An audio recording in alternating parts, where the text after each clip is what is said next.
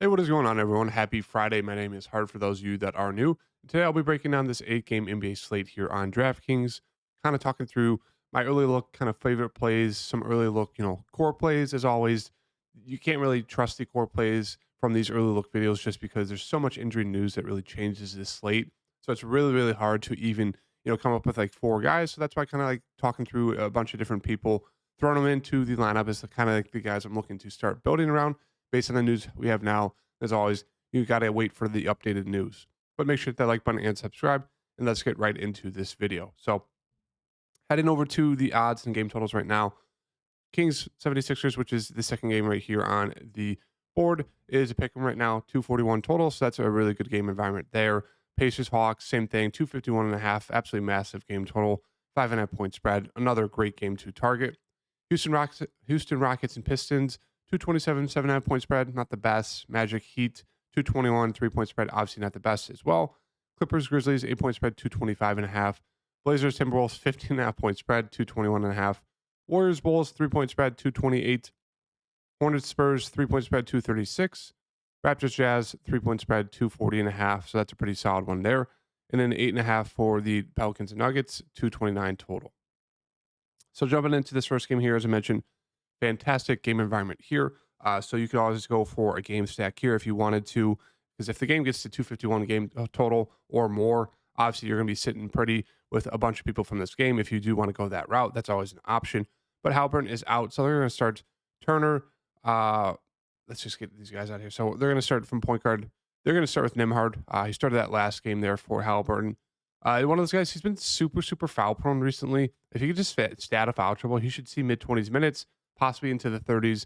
And he is productive. Like, he can be a very productive player when he's staying out of foul trouble. Like, we've seen games where he can go for a double double with this assist. So once again, if he's going to start, I still really like him. And he's point guard, shooting guard eligible. So he's going to be kind of probably a core play for me today.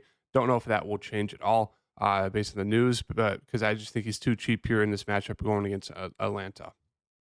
For the shooting guard position, I would think they would start Benedict Mathurin. We'll have to wait and see. Another one of those things where it's like he'll do good for a stretch, a week and a half stretch, and then they'll move him back to the bench. And it's just all over the board with Benedict. But right here at 6.4K, I think it's a very, very solid play for this slate. Miles Turner, 7.2K. One of those guys, he's always a very, very solid for GPP upside, but don't love the price tag, even though it's a very solid matchup. Same thing, TJ McConnell. Don't love the price tag here. He should be playing the backup point guard minutes. He played 25 and then 22 that last game. Very productive player, but one of those things, 7K for a guy who's playing the backup point guard role, mid 20s minutes. I don't love it. Bruce Brown, he should start.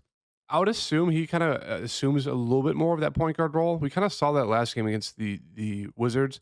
27 minutes. He had 6 assists. He was rebounding very, very well. So we could possibly get that Bruce Brown role here from the Denver Bruce Brown role here for the Pacers. So I think he'd probably be my second favorite play behind Nemhard on this team would be Bruce Brown because of the upside. Fantastic matchup. Possibly taking a shot at him, kind of taking over that Denver role he had when Jamal Murray was out. He became more so of a kind of point guard role. Buddy Hield, I think it looks really good. Minutes have not been the best.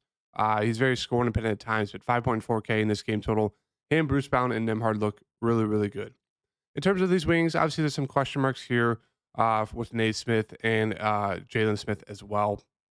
So if these guys are in or out, if they're in, I think they're solid secondary options. If they're out, that could open up some room for a guy like Obi Toppin, as well as a guy like Isaiah Jackson, who could sneak into some minutes. He's a really, really good scoring, really, really good point per minute guy there who's very, very foul prone, but he can really score and get some points there in a small amount of time. So a good amount to like here for this Indiana game. We do have to wait for that news, though. It kind of messes with the starting lineup there for the Pacers, and it would make more guys really, really good there on the Pacers side. Moving on to the Hawks side here, Trae Young is questionable, but he should be good to go. Listed as probable there. With them both good to go, I really like DeJounte Murray here. He's finally all the way down to 7,200, which is very, very cheap. I know he really hasn't flashed huge upside recently, but 7,200 for a guy who's going to be playing mid 30s minutes. He shoots anywhere from 15 to 20 plus times. We know he can get the steals, rebounds, assists. So I think it's a very, very solid player to get to at that price tag. Jalen Johnson, I mean, look at the minutes 40, 41. I mean, he should play mid 30s minutes if he stays out of foul trouble. And he's been extremely, extremely productive. So another one of those guys who looks very, very solid. I like the price in Bogey. Should play high 20s minutes. Going to shoot the ball a ton. Kind of score dependent, but in this game matchup, looks really, really good. Clint Capella is questionable. Obviously, if he's out, once again, I think Okongwu would be probably a lock there. Went for a double-double that last game with no Capella. And the only downside with him is that foul trouble. Bay, with Hunter out, he should play mid 30s minutes. I think he's a fine option there at 5.5K. Don't mind him. And that's really it. Moving on to these other games here, we'll go a little bit faster, but yeah, there's a lot to like there for that first game out for obvious reasons. Moving on to Sacramento versus Philly here for the Sacramento side. Sabonis and Fox look like two fantastic plays here. 9.1K for Fox is a very cheap price tag for him. Sabonis is still cheap there. It's 10.2. Keegan Murray's been great the past 2 games there. I mean, that's the kind of upside he can have if he hits his shots. So he's always a GPP play, but for me, I think he's more of a stay away. I'd rather get to those Indiana guys or Atlanta guys who are a little bit cheaper, better game environments, and might not see as many minutes and shot attempts, but still they have a little bit of similar upside. Herter's questionable. He got the start there, but if he's out, we could see Duarte starting again, who hasn't been playing a ton of minutes in the starting spot, so it's not like he's a must play, but he is a viable value option. In terms of the rest of the team, they're all kind of there. I mean, Monk always has that GPP upside kind of alongside King and Murray if you want to take a shot there. But otherwise, I always say Trey Lyles is probably the only other guy to get to on this team right now besides, kind of the main 4 guys. That's really it for me. Moving on to Philly here. Bede's still out, so Maxey looks fantastic. Harris looks really good. Melton is back. Played 21 minutes in that latest game there. But, if he sees normal minutes, he should play mid-30s minutes. And it makes him a pretty solid play there at 6.5. A little bit of a downside there for Oubre with Melton back, but he should still be decently aggressive. But yeah, I really like the top 3 guys. Oubre's fine, and then Paul Reed has been getting the starts, but the minutes have not been good on him recently. Very foul prone, so hard to trust him. Mo Bama's kind of been splitting the minutes with him. They've been going small ball as well. I mean, they have Batum. They have Morris Sr., who played mid-20s minutes. He makes for a solid value at 4,000. Batum has been seeing, high minutes, but once again, not the best point per minute guy. So there's some options here for the Philly side, but it's really just sticking with the top 3 guys for me. Moving over to Houston, Detroit here. Sengun's coming in at a very, very cheap price tag. Great, great matchup. So really like him at 8.4K against Detroit. Hopefully this game stays close. If it does, Sengun should be able to absolutely smash. Fred, Smith, Green, they're all there. I mean, I do like the price tags on, Green there at 6,000, but with Sengun there kind of leading the team and Fred, really hard to trust these other guys, even with Easton and Brooks out. But I don't mind taking a shot on Jabari Smith. The minutes should be there. It's just the shot attempts, right? Like he's shooting it a little bit more than he usually does. So 6.2K, I do think it's a solid time to take a shot on him, especially with no Eason. He does see a little bit of a minutes bump there with no Eason. So I'd probably say he'd be my second favorite play alongside Sengun there for the Rockets. In terms of other guys, Cam Whitmore has been seeing some more minutes recently, so they're kind of buying into him. 4.3K. I think he makes for a solid value play down there. That's really it. Tate's seeing some minutes. They're throwing some to Green and Thompson as well, but nothing too crazy on that end. Moving on to Detroit here. On the Detroit side, we have Duren at 7.4K. I always like Duren. It's kind of a contrarian spin-up center option. We know the upside with him is massive. As you can see, they're 21, 12, and 2. Usually you can get a couple blocks per game. Hasn't really gotten him for a few games, so don't mind going to him there. Ivy should lead this team in terms of usage, shot attempts. He looks like a very solid play, 6.9. Bogey is questionable. Obviously, if he's out, that's a big hit to their offense.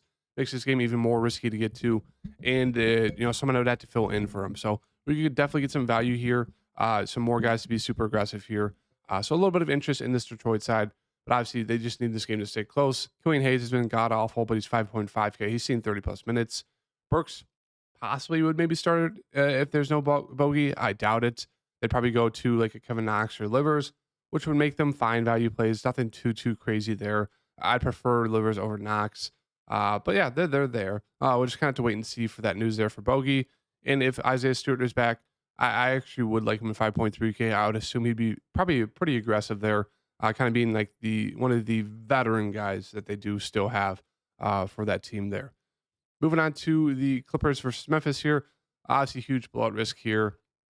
I would assume with no Ja, the Grizzlies have just been absolutely terrible with no Ja, and as well as no Marcus Smart. So I think Kawhi, Paul George, you can throw Hard in there, a solid secondary option. Same thing with Zubac. He's been really good recently. But otherwise, I don't have a ton of interest in this side. Not really like any guys you can really take that dart throw on for a blowout slip either. So they're more just secondary options if you do want to get land on them, get low ownership, and be contrarian. Memphis side, if you do want to go here, they're going to be pretty low owned. I mean, Jackson Jr. and Bain are going to lead this team. They're going to have all the usage. So they do look like solid spots in terms of usage. Williams Jr., he should be getting more runs. So at 5.3K, I think he's fine. Tillman is still there as well. You should be seeing solid runs. So they're good options if you're looking for some cheaper options on this team. They are very shorthanded. No Santi, no D Rose, no Ja, no Smart. So they're going to have to get into these guards here. So Luke Kennard should be playing pretty solid minutes. 4.8K, I think he's a solid play. Zaire Williams should see some run. I prefer getting to Kennard, but he's there. Contra, I would assume it would get some run as well. Probably 10 to 20 minutes, something in between there. I think it's an okay play. Roddy should get some more run as well there. They went to him for a while. Then they kind of fell off for a little bit, but now they're back to him. So I would assume he's probably going to see about 20-ish minutes, maybe a little bit more. I think him and Kennard would be my favorite out of those cheaper bunch. Moving on to Charlotte here versus the Spurs. Great game environment here. LaMelo Ball is potentially back. If he is, really takes a shot, and it really makes all these guys, Rozier, Bridges, even Miller, kind of out of play for me. I still think Miller would be coming in at a solid price tag, but with LaMelo Ball back, he takes up all the usage there, and it makes these guys like Rozier, Bridges way too expensive. Even if LaMelo's on like a 20, 25 minutes limit, it still just eats into the usage of all the other guys, making them just a little bit too pricey for me to get to. I still think Nick Richards is fine there. If he can stay out of foul trouble, 5.7K, he should be pretty solid there. But otherwise, not a ton here. I mean, doubtful for PJ Washington. Martin is also questionable. So we could get some value, which would probably make these guys a little bit more valuable just because they don't really have backups to go to. So, we could get huge minutes for Rozier, Bridges, Miller, Richards, and I would not assume LaMelo, but they'd probably throw in some guys like, Smith Jr., McGowan's, Thor, which I still wouldn't have a ton of interest. But yeah, I guess it's an okay situation for Charlotte. It's a great game environment, but the price tags, you're not getting a discount on them. And with LaMelo back, he eats to the usage. So I think it kind of evens out where it's like they're fine plays if you get to. Like Bridges will still have upside. He'll still be aggressive. Miller will be pretty aggressive there, especially if there's no PJ Washington to kind of relieve Bridges or even a guy like Richards or even a guy like Miller. So some interest there, but I just don't love the value here. The value is very gross for Charlotte. They're all very bad. So it's really, I guess the starters are fine. That's kind of the conclusion I've come to. For the Spurs here, it's just hard to trust minutes for Victor, right? As you can see here, he's playing mid-20s minutes. I mean, he's been extremely productive, but it's just way too risky to get him to that price tag. Vassell, 7.3K. He makes for more secondary options. Same thing with Keldon Johnson coming off the bench there. Just not a lot to like here for the Spurs side. All pretty gross. I mean, Trey Jones has been starting. They got blown out. If he can, keep the game close, I think it's an okay option, 6.2K. Collins is out. Sohan's been doing better, but still, they're all there. They're just secondary options. There's just not a lot to like here for the Spurs. Moving on to the Warriors versus Chicago here. Warriors, I think Steph is still very cheap here. And I always like to remind people, the star players always go off against the Bulls. The Bulls just somehow let that happen every single time. So I wouldn't be surprised if Steph goes for like 40 real life points. He's been struggling. This team's been struggling. I mean, it's one of these games Steph is going to have a very good shooting game. I wouldn't be surprised if it's tonight. Klay Thompson, I think he's coming at a very solid price tag. We know he's going to shoot the ball a ton. Can he hit the shots? I think Pods probably would be my favorite here. There's no Draymond. There's no Moody. Payton's still out. So I think Pod should see some good, solid run. Kaminga, 5.6. I think he's a decent option. I think these are all just decent, secondary options. Trace Jackson Davis, 5.2K. I don't know if I'll start him. I'd assume they probably start Looney on Vooch, and they bring Chase Jackson Davis off the bench, would probably make him a little bit more interesting for me. Wiggins has been god-awful there. It's just, you don't feel great landing on any of these guys. I mean, the minutes have been god-awful, even with these injuries. They've just been terrible as a team, so not a lot of people will be on them, which will be good. You'll get them at low ownerships, but it's hard to really like them for DFS. I mean, great price tag for Steph, great for Klay. Pods, the usage kind of falls off from there, where it's like all these guys are kind of, they're just shoulder shrugs. Like, Trace Jackson Davis would probably be the best, but the minutes have been down on him. Um, but otherwise, it's like you don't feel great landing on pods where the minutes have not been good. He's not been super, super aggressive. We know the upside is there with pods. A guy like Kuminga, Trace, even a guy like Wiggins, like they all have that upside. But the minutes, if you look at them, they've just been terrible. So it's like it's really hard to decipher who would be the best play just because we know they all have upside. But besides Steph, everyone else is just a very, very risky play.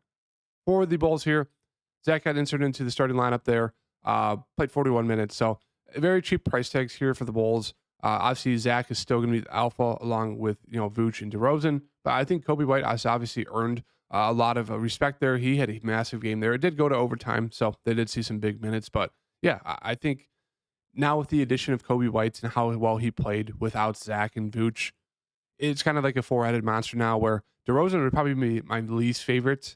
He's kind of fallen off to the wayside there. I think Vooch will be the safest of the bunch. He just has that double-double upside there. Even in, a small amount of shot attempts, he could still get that double-double upside. So he'll always be the safest. Then I think it would probably be, I would go with Kobe and then Zach and then to DeRozan, but they're all coming at a very solid price tag. So that's kind of how I'd rank them. Caruso should see solid minutes if he starts or even off the bench. So 4,800. I still think he's a fine, solid value. That's really it. No interest in anyone else. Moving on to the last two games here, Orlando versus Miami. Kind of a gross game here. Very low scoring total. But once again, Paolo looks like a very, very solid stud spend up. Who, as I said, the only downside with him would be if they get blown out or if he goes like 4 of 20. He went 8 of 22 and they got blown out. So he still went for 31.5, but we know the upside there with him is massive. He's been playing extremely well. So if you want a very, very good stud spend up that's going to be super low owned, Paolo is your guy. Franz is still out, so obviously that's why Paolo's have been very, very good. Suggs, Anthony, I still think they're very solid plays here. If the game stays close, Suggs should see 30-plus minutes if he's not in foul trouble. He's been aggressive. Anthony, of course I played him. Worst game of probably his career there. Played 7 minutes, only had 2 fouls in the first, I think, 5 minutes of playing time. Worst game probably of his career. Of course, I played him. He was unowned. Unreal stuff there. But he looks really, really good here versus Miami. They'll need a scoring spark off the bench. Goga, minutes are not the best. Him and Mo will be splitting them. I think they're both fine plays. 5.4, I'd prefer getting to Mo. He's just a little bit better offensively. Wendell is questionable. If he's good to go, kind of muddies the waters there for the centers. And it takes kind of all of them out of play for me. Fultz is back. He's been seeing mid-teens minutes, so nothing crazy there. Still think that, Cole Anthony and Suggs are very good options. That's really it. Don't like a ton here for these cheaper guys. I mean, Queen saw minutes just because they got blown out. So it's really just Paolo, Suggs, Cole Anthony for me. Moving on to Orlando here. Hero's questionable. Very annoying. Same thing with Jimmy Butler, but he should be doubtful. Looks like he's not going to be given a go. Martin is questionable as well. He's missed a few games recently. So with Jimmy doubtful, I'd assume Tyler Hero is good to go. Bam, Tyler going to run this team. They both look like really, really good options. They're both going to be super low owned. People are not going to love the price tags this matchup. Very slow paced game. Orlando's always a great defensive team. But yeah, I think Hero and Bam look really, really good. Butler's doubtful. So in terms of like third options, Jaime kind of fallen off a little bit, but still the minutes have been really, really good. So I think he's coming in a solid price tag. With the addition of Martin, I would assume he'd be on some sort of minutes, maybe. But with him back, it really takes these kind of secondary guys out of play for me. Richardson's been decent off the bench, but no interest there. Kevin Love, minutes have not been the best. Novich has been good, or excuse me, Jovic, been good, but with the addition of Martin possibly back, Highsmith and Jovic's minutes should probably drop. But if they don't, and Highsmith starts again, I think it's a fine value. Moving on to Portland here. Once again, I can never get Anthony Simons right. Every single game I played him the last game, 4 of 13. They lost by 70 points. I mean, every time I play him, he goes for one of the worst games of his season. It's frustrating stuff. But if this game stays close, Anthony Simons is going to have a monster game. So really like him there. Like Grant, Ayton is questionable if he's good to go. He'll probably be on some sort of minutes limit, but they're going to be struggling trying to guard Cat and Gobert there. They just don't have a ton of size. But if you want to play the blowout slip, Scoot Henderson's going to be your guy. He shot it 21 times, 4 of 21 there. So he's going to be super aggressive even if they get blown out. But yeah, a lot of question marks here as you can see for this Portland side. So you can get super risky and play for the fact that some of these guys get ruled out and you're going to want to load up on some cheap value, but they're just more of a stay away from me. I just don't like the risk there. And then moving on to Minnesota here. If you think this game stays close, obviously Towns and Anthony Edwards should smash. But if this game blows out, it's going to be hard, for these guys to reach value with them getting pulled probably by the mid third quarter. But yeah, that's kind of my thoughts there for that. So that is the breakdown for today, guys. I hope you guys like the video. Hit that subscribe button, and I will have updates on my Twitter and Patreon as well. Peace.